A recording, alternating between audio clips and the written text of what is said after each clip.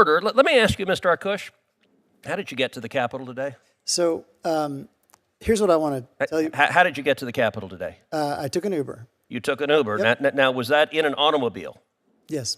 Did that automobile have gasoline in it? Yes. This is very, very cute. I see where this is going. So I'm glad you think it's cute.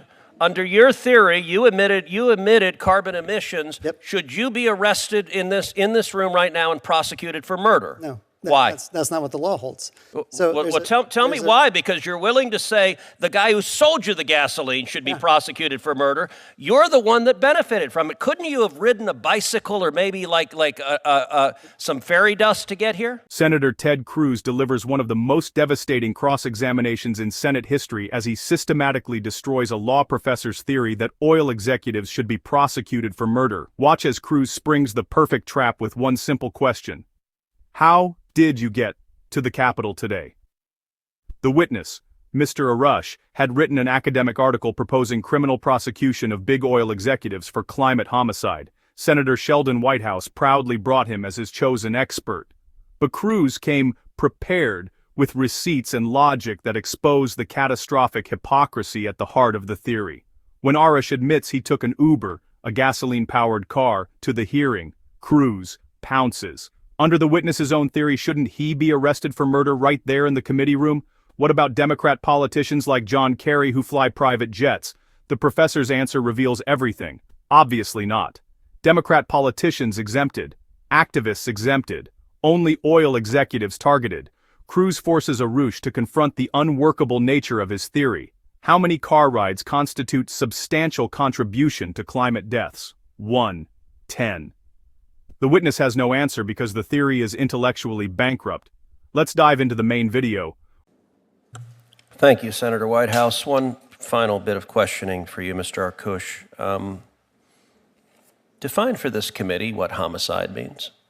Oh, sure. So homicide is a legal term that refers to, it's essentially a blanket term for any form of unlawful killing. And an unlawful killing is causing death with a culpable mental state.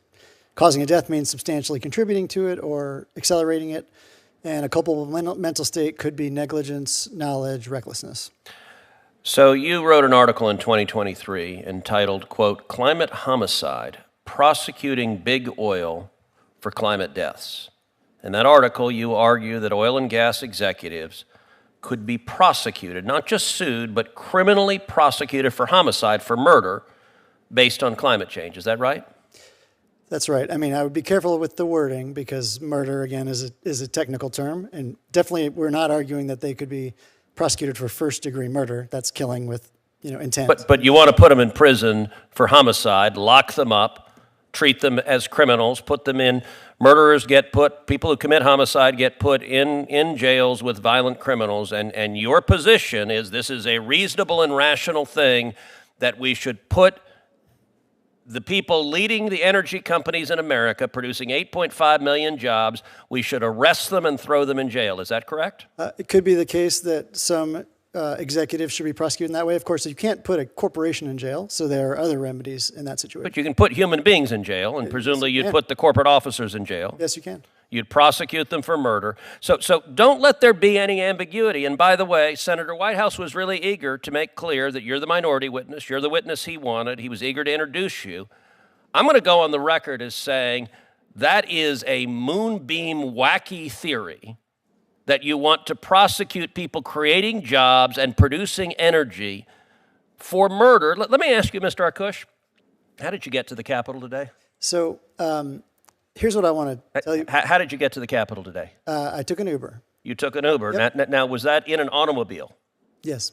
Did that automobile have gasoline in it? Yes. This is very, very cute. I see where this is going. So I'm glad you think it's cute. Under your theory, you emitted carbon emissions. Yep. Should you be arrested in this room right now and prosecuted for murder? No. Why? That's not what the law holds.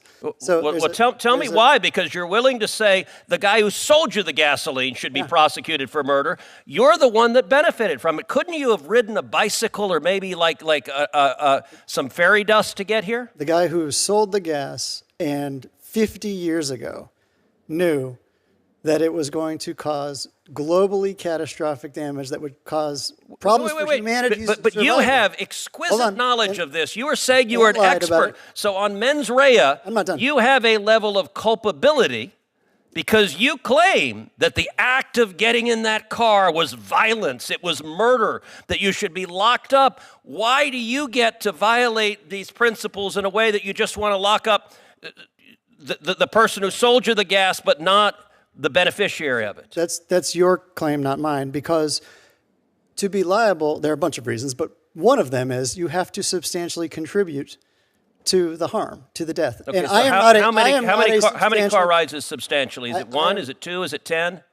How many? A single individual couldn't possibly contribute enough. The point is... Well, what about if, say, you're a Democrat politician who do you want me to answer What about if you're a Democrat politician who flies private jets? It would be helpful if you're asking the questions. Doesn't he get to answer them? Yeah. He gets to answer them in my time, just like he gets to answer them in your time when you are asking them. Seems like I don't get to answer. So what about Democrat politicians who fly private planes all the time? People like John Kerry, who say, for someone like me, a private jet is the only reasonable way to travel. John Kerry has the climate footprint of a small town in Tennessee. Would you prosecute John Kerry for murder? So depending on how you calculate it, U.S. fossil fuel or the oil majors, private oil majors, are responsible for around half of global emissions. My question was, would you prosecute John Kerry for murder? Obviously not, no. Okay, so Democrat politicians are exempted. There is no individual... Democrat activists are exempted. I'm not going after people for carbon footprints. The whole thing is actually... Well, why not, though? Under your principle, carbon is killing us. You claim it is homicide. By the way, this is a whack job theory. What we witnessed in this hearing wasn't just a skilled debater scoring points. It was a masterclass in how to dismantle a dangerous and hypocritical theory with nothing but logic, facts, and relentless questioning.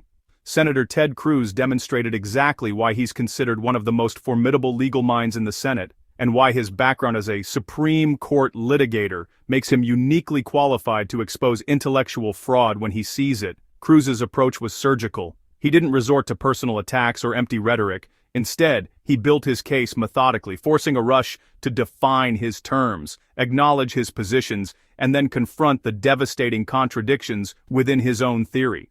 The question, "How did you get to the Capitol today?" will go down as one of the most effective rhetorical traps in congressional hearing history, because it forced the witness to either admit his own culpability under his theory or reveal the selective application that destroyed its credibility.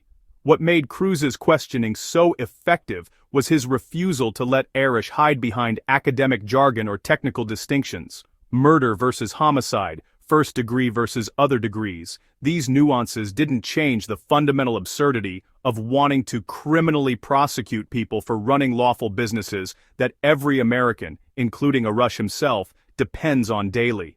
Cruz stripped away the intellectual pretense and exposed the raw political agenda underneath. The implications of this exchange extend far beyond one hearing. Cruz revealed how dangerous it is when academic theories divorced from real-world constraints get introduced into policy discussions. Arish's climate homicide framework might sound sophisticated in a law review article, but when Cruz forced him to apply it consistently, it became clear that the theory was unworkable, unjust, and fundamentally hypocritical.